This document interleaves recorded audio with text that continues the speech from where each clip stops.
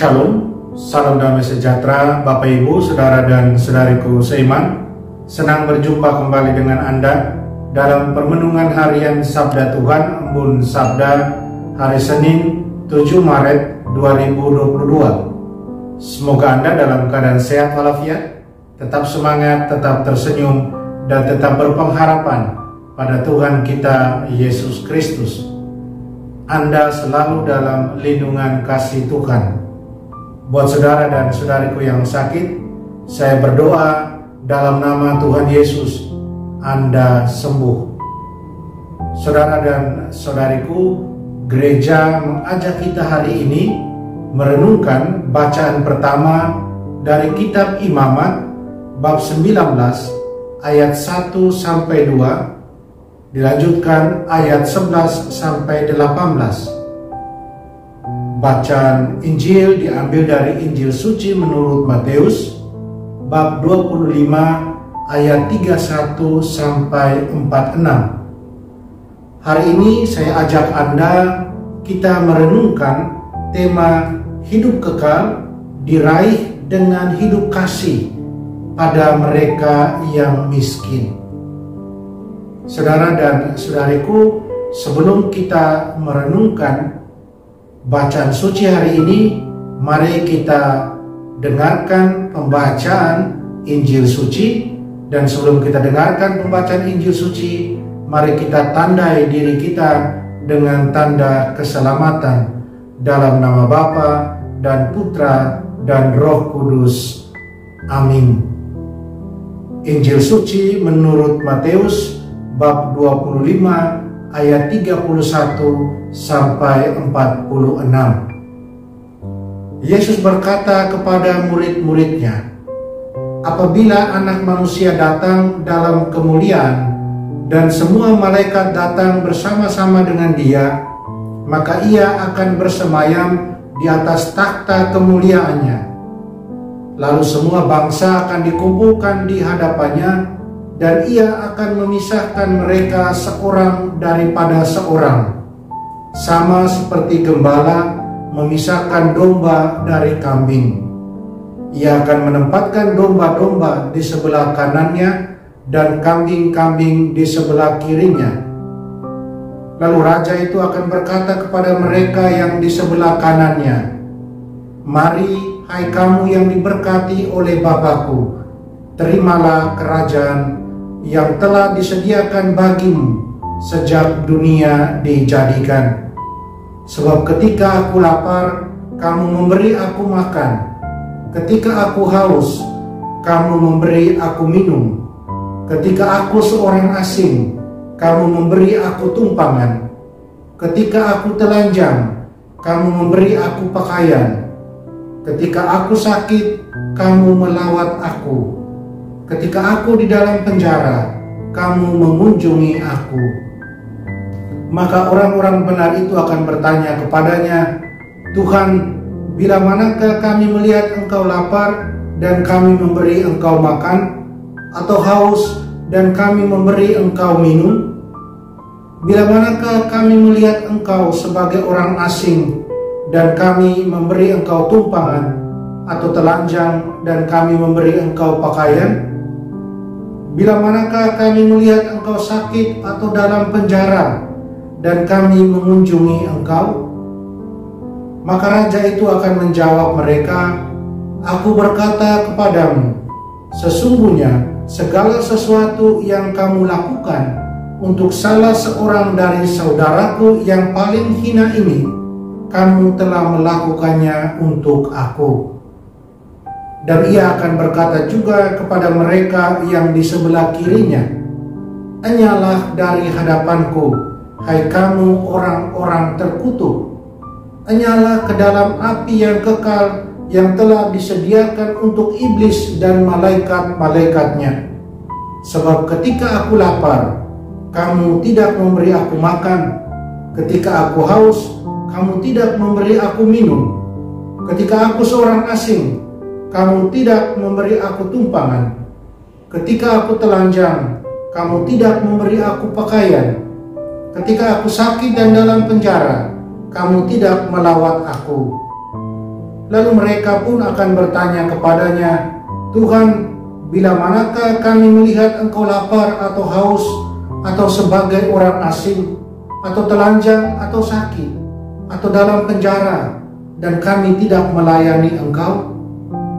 Maka ia akan menjawab mereka, Aku berkata kepadamu, sesungguhnya segala sesuatu yang tidak kamu lakukan untuk salah seorang dari saudaraku yang paling hina ini, kamu tidak melakukannya juga untuk aku.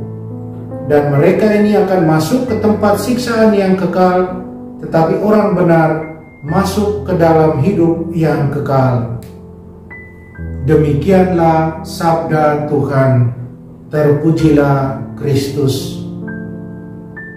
Saudara dan saudariku yang terkasih, Tuhan Yesus sudah membuktikan kasih-Nya kepada kita dengan mempersembahkan nyawanya di kayu salib sebagai kurban penebusan dosa-dosa kita. Kematiannya kita tahu membawa kebebasan dan kehidupan bagi kita. Dia bawa kebebasan dari ketakutan, kebebasan dari keegoisan dan keserakan, dan juga bawa kehidupan baru yang berkelimpahan. Berkelimpahan dalam Roh Kudus yang memenuhi hati kita dengan kasih Allah. Pertanyaan buat kita, apakah kita mengizinkan kasih Tuhan untuk menyucikan hati kita dan mengubah, mentransformasi pikiran kita untuk bertindak, berpikir, dan mengasihi orang lain seperti yang telah Tuhan Yesus ajarkan melalui sabdanya dan contoh hidupnya?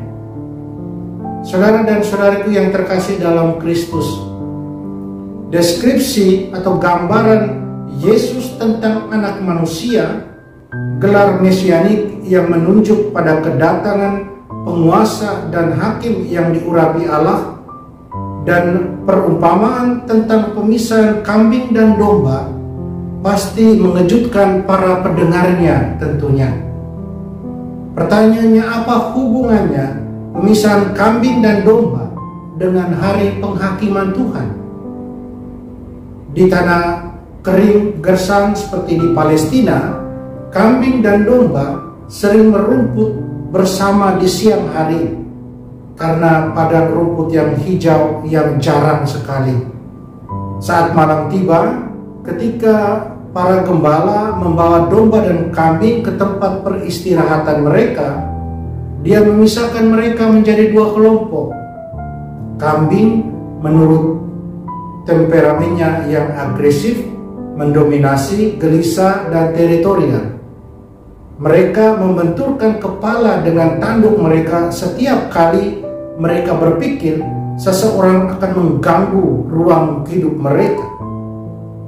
Hewan kambing melambangkan kejahatan, dan ungkapan kambing hitam menjadi ungkapan umum untuk seseorang yang menanggung kesalahan baik diri sendiri atau kesalahan orang lain. Yesus menanggung kesalahan dan dosa kita ke atas dirinya. Dia buktikan di kayu salib. Dia membayar harga untuk membebaskan kita dari dosa dan kematian. Pilihan kita adalah mengikuti dan menaatinya sebagai Tuhan dan Juru Selamat kita, ataukah menjadi Tuhan bagi diri kita sendiri dan berpisah dari jalan kebenaran Allah. Kita tidak bisa tetap netral atau acuh tak acuh terhadap perintah Kristus. Jika kita tidak bertobat dari kesalahan kita dan menaati Injil, kita tidak dapat menjadi murid Tuhan Yesus. Kita tidak dapat mewarisi kerajaan kebenaran, kerajaan damai sejahtera dan sukacitanya. Pemisahan yang baik dari yang buruk tidak dapat dihindari, karena yang satu mengarah pada dosa, pemberontakan, dan kematian, sedangkan yang lain mengarah pada kemurnian, kedamaian, kehidupan abadi bersama Tuhan. Saudara dan saudariku terkasih dalam Kristus, perumpamaan tentang kambing dan domba memiliki titik akhir yang sama dengan perumpamaan tentang orang kaya dan Lazarus. Orang kaya yang menolak memberi bantuan kepada si miskin Lazarus. Kita temukan dalam Lukas 16:19-31. Meskipun Lazarus miskin dan berkekurangan, dia tetap punya harapan pada janji Tuhan dan kehidupan abadi. Sedangkan orang kaya lebih mencintai kekayaan daripada mencintai Tuhan dan sesama. Ketika Lazarus meninggal, kita tahu dalam cerita Injil, dia dibawa oleh para malaikat ke pangkuan Abraham untuk menerima upahnya di surga. Sedangkan orang kaya nasibnya terbalik. Dia dilemparkan ke dalam api neraka yang tak terpadamkan. Perumpamaan itu menekankan jurang atau tembok pemisah yang besar antara mantan orang kaya yang ditahan, terikat sebagai tahanan miskin dan sengsara dalam neraka, dan Lazarus mengenakan pakaian kerajaan, berpesta di pesta perjamuan Tuhan dalam kerajaan surga. Hari penghakiman Tuhan yang adil akan mengungkapkan cinta seperti apa yang kita pilih dalam hidup kita sekarang ini. Cinta sucikah? Cinta yang tidak mementingkan diri dan yang ditujukan kepada Tuhan dan kesejahteraan sesama?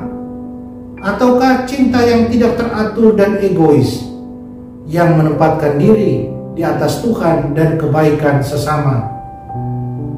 Saudara dan saudariku, satu contoh bagus soal cinta suci datang dari Santo Martin dari Tours. Cerita dari Santo Martin ini, ketika Martin, seorang prajurit muda Romawi yang enggan menyerahkan hidupnya kepada Kristus dan dibaptis, suatu hari dia bertemu dengan seorang pengemis miskin di jalan yang tidak memiliki pakaian untuk menghangatkan dirinya di tengah cuaca dingin. Martin merasa kasihan padanya. Dia segera turun dari kudanya, dia potong jubahnya menjadi dua, dia memberikan setengahnya kepada orang asing itu. Dan pada malam hari, Martin bermimpi dia melihat Yesus di surga berjubahkan jubah robek seperti yang dia berikan kepada pengemis itu. Salah satu malaikat di sebelah Yesus bertanya, "Guru, mengapa engkau memakai jubah usang itu?" Yesus menjawab, "Hambaku Martin memberikannya kepadaku." Murid dan penulis biografi dari Santo Martin, Sulpicius Severus, dia katakan bahwa sebagai konsekuensi dari penglihatan Martin ini, Martin kemudian memberikan dirinya dibaptis, memberikan hidupnya sepenuh pada Kristus sebagai umatnya, tubuh Kristus di bumi, dan persekutuan orang-orang kudus dan malaikat di surga. Santo Agustinus dari Hippo, dia tulis dari khotbahnya, dia katakan demikian, Kristus berada di atas dan di bawah, di atas dirinya sendiri, di bawah umatnya. Takutlah akan Kristus di atas dan kenalilah dia di bawah. Di sini dia miskin, dengan dan di dalam orang miskin. Di sana dia kaya, dengan dan di dalam Allah. Milikilah Kristus di atas yang menganugerahkan karunia-Nya. Kenalilah dia di sini dalam kebutuhannya. Demikian Santo Agustinus menulis secara luar biasa. Saudara dan saudariku terkasih dalam Kristus, ketika Tuhan Yesus datang kembali sebagai hakim dan penguasa atas semua, Dia akan memanggil kita untuk berdiri di hadapannya, dan masing-masing kita menjawab pertanyaannya, siapa yang kita kasihi dan tempatkan pertama dalam hidup kita ini? Kasih yang berlebihan pada diri sendiri itu mengesampingkan kasih kepada Allah dan kasih kepada sesama. Mereka yang menaruh iman mereka kepada Yesus Kristus dan mengikuti jalan kasih dan kebenarannya tidak akan dikecewakan. Mereka akan menerima upah yang adil, yaitu hidup dan damai dengan Allah dalam kerajaannya yang kekal. Jika kita mempercayakan hidup kita kepada Tuhan Yesus dan membiarkan Roh Kudus-Nya memurnikan hati dan pikiran kita, maka Dia akan memberi kita rahmat, kekuatan dan kebebasan untuk berjalan dalam hidup setiap hari dalam kuasa kasih dan kebaikan-Nya yang penuh belas kasihan. Mari kita percayakan hidup kita ke dalam tangan Tuhan Yesus yang penuh belas kasih, yang sudah menyelamatkan kita, memberikan nyawanya buat kita. Dan mari kita mohon kepadanya untuk meningkatkan iman kita, memperkuat harapan kita, dan menyalakan api cinta kasih dan belas kasihannya bagi semua orang di dalam diri kita. Amin. Mari kita berdoa, kita mohon kekuatan dari Tuhan. Tuhan Yesus, jadilah penguasa hidup kami. Semoga kasih-Mu menguasai hati kami, sehingga kami hanya berpikir, bertindak, dan berbicara dengan kasih dan niat baik untuk kemuliaan-Mu dan untuk semua orang, kesejahteraan sesama kami. Amin. Mari kita mohon berkat Tuhan. Tuhan sertamu dan sertamu juga.